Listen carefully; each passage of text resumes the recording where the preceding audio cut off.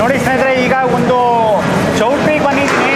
ಚೌಟ್ರಿಯಲ್ಲಿ ಈ 2000 ಜನಕ್ಕೆ ಒಂದು ನೂಡಲ್ಸ್ ಅನ್ನೋದು ಮಾಡ್ತಾ ಇದ್ದಾರೆ. ಆ ನೂಡಲ್ಸ್ ನೀವು ಸುಮಾರು ಸ್ಟ್ರೀಟಲ್ಲಿ ತಿಂದಿರ್ತೀರ, ಮನೇಲಿ ಮಾಡ್ಕೊಂಡು ತಿಂದಿರ್ತೀರ. ಆದರೆ ಮದುವೆ ಮನೇಲಿ ಯಾವ ಥರ ಮಾಡ್ತಾರೆ ಅಂತ ನಿಮಗೆ ಒಂದು ಕ್ಯೂರಿಯಾಸಿಟಿ ಅನ್ನೋದಿರುತ್ತೆ. ಸ್ಕಿಪ್ ಮಾಡದೆ ದಯವಿಟ್ಟು ನೋಡಿ, ನಿಮ್ಗೆ ಯಾವ ಥರ ಮದುವೆ ಮನೇಲಿ ಯಾವ ಥರ ನೂಡಲ್ಸ್ ಮಾಡ್ತಾರೆ ಅಂತ ಹೇಳ್ಬಿಟ್ಟು ಇಲ್ಲಿ ನಾನು ತೋರಿಸ್ತೀನಿ. ಇದು 2000 ಜನಕ್ಕೆ 30 kg ಇದೆ. 30 kg ಬೇಯಿಸ್ಬಿಟ್ಟು ತಣ್ಣೀರಲ್ಲಿ ಇದು ಮಾಡಿ, ಮತ್ತೆ ಆಮೇಲೆ ಇದು ಮಸಾಲೆ ಹಾಕಿ ಫ್ರೈ ಮಾಡೋದು ನೂಡಲ್ಸ್. ಸ್ನೇಹಿತರೆ ನೋಡಿ, ಇದು ಬಿಸಿ ನೀರು ಕಾಯಿಸ್ತಾ ಇದ್ದಾರೆ ನೂಡಲ್ಸ್ಗೆ. ಎಣ್ಣೆ ಹಾಕ್ಕೊಂಡು ಇದು ಚೆನ್ನಾಗಿ ಕುದಿಯೋವರೆಗೂ ಕಾಯ್ತಾರೆ. ಕುದಿ ಬಂದಿದೆ ನೋಡಿ, ನೀರು ಕುದೀತಾ ಇದೆ. ಈಗ ನೂಡಲ್ಸ್ ಹಾಕ್ತಾ ಇದ್ದೀನಿ. ಸರಿ.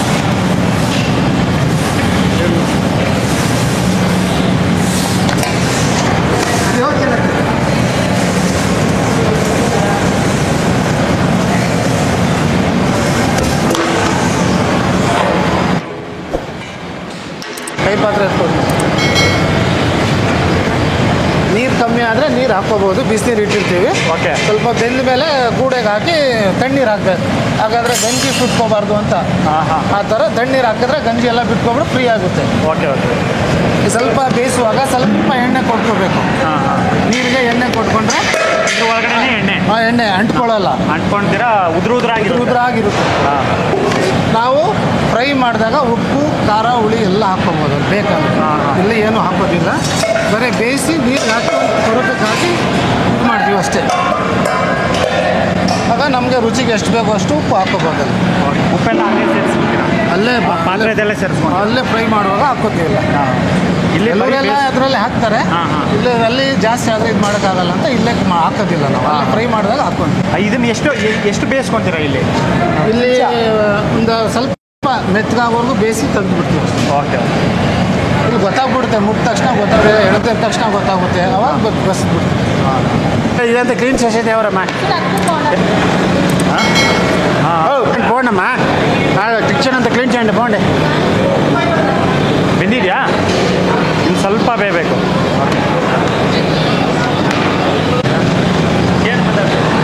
ಪ್ರತಿಯೊಂದು ಇದೆ ನೋಡಿ. ಈಗ ಬೆಂದಿದೆ ಅಂತ ಬೆಂದಿರೋದನ್ನು ತಗೊಂಡು ಗೂಡೆದಲ್ಲಿ ಹಾಕ್ಕೊಂಡು ಒಂದು ಕಡೆ ನೂಡಲ್ಸ್ ಬೆಂದಿರೋದನ್ನು ಹಾಕ್ಕೊತಾ ಇದ್ದಾರೆ, ಒಂದು ಕಡೆ ತಣ್ಣೀರು ಹಾಕ್ಕೊತಾ ಇದ್ದಾರೆ. ಏನಕ್ಕೆ ಅದು ತಣ್ಣೀರು ಹಾಕೋದು?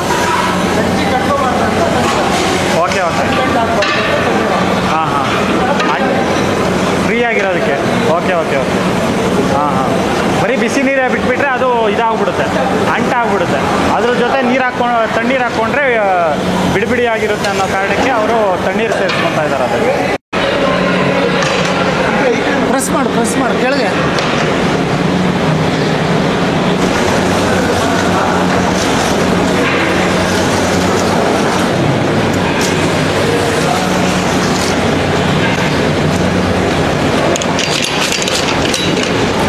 ಅದಕ್ಕೆ ಉಟ್ಟು ನೋಡಿದಾಗ ಬಿಸಿ ಇರಬಾರ್ದು, ತಣ್ಣೀರು ಈ ಥರ ಫ್ರೀ ಆಗಿರುತ್ತೆ. ಅದು ಸಾಯಂಕಾಲ ಅನ್ನೋದು ಫುಲ್ ತಣ್ಣಗಾಗ್ಬಿಡ್ಬೇಕು. ಪೂರ್ತಿ ತಣ್ಣಗಾಗೋವರೆಗೂ ನೀರು ಹಾಕ್ಕೋಬೇಕು. ಓಕೆ. ಇಲ್ಲಾಂದ್ರೆ ಅಂಟಾಗುತ್ತೆ. ಈಗ ಸ್ವಲ್ಪ ಬಿಸಿ ಇದೆ, ಸ್ವಲ್ಪ ತಣ್ಣೀರು ಹಾಕಿದ್ರೆ ಸರಿ ಹೋಗುತ್ತೆ. ಓಕೆ. ಇದಕ್ಕೆ ಸ್ವಲ್ಪ ನೀರು ಹಾಕಿ, ಸ್ವಲ್ಪ ನೀರು ಇಳಿದ ತಕ್ಷಣ ಈ ಥರ ತಟ್ಟೆಗೆ ಹಾರ ಹಾಕ್ಬಿಡ್ಬೇಕು. 3-4 ತಟ್ಟೆಗೆ ಹಾರ ಹಾಕ್ಬಿಟ್ರೆ ಕ್ಲೀನಾಗಿ ಡ್ರೈ ಆಗಿಬಿಡುತ್ತೆ. ಓಕೆ. ಈರುಳ್ಳಿ ನೋಡಿ, ನೂಡಲ್ಸ್ಗೆ ಎಣ್ಣೆ ಕಾದಿದೆ. ಎಣ್ಣೆ ಕಾದ್ಮೇಲೆ ಈರುಳ್ಳಿ ಹಾಕ್ಕೊಂಡಿದ್ದಾರೆ. ಕ್ಯಾಬೇಜು, ಎಲೆಕೋಸು ಹಾಕ್ಕೊಂಡಿದ್ದಾರೆ. ಕ್ಯಾಪ್ಸಿಕಮ್ ಹಾಕಿ ಕ್ಯಾಪ್ಸಿಕಮ್, ಮೆಣಸಿನ್ಕಾಯಿ. ಓಕೆ.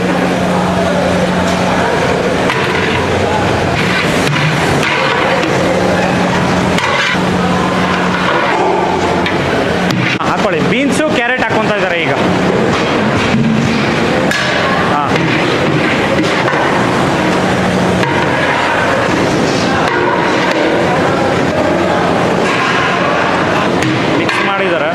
ಮಿಕ್ಸ್ ಮಾಡಿದಾದ್ಮೇಲೆ ನೂಡಲ್ಸ್ ಹಾಕ್ಕೊತಾ ಇದ್ದಾರೆ. ಹಾಕ್ಕೊಳ್ಳಿ.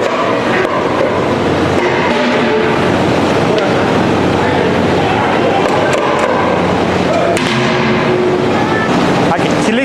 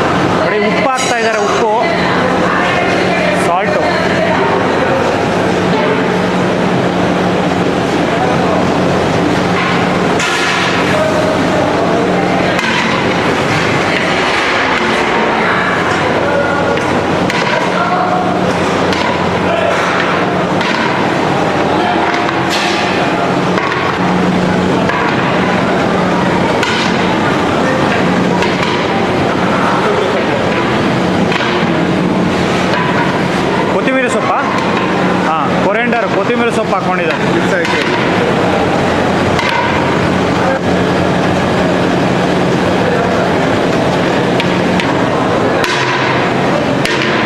ನೋಡಿ ನೂಡಲ್ಸ್ ರೆಡಿ ಆಗಿದೆ. ಈಗ ಬಳಸೋದಕ್ಕೆ ತಗೊಂಡು ಹೋಗ್ತಾ ಇದ್ದಾರೆ.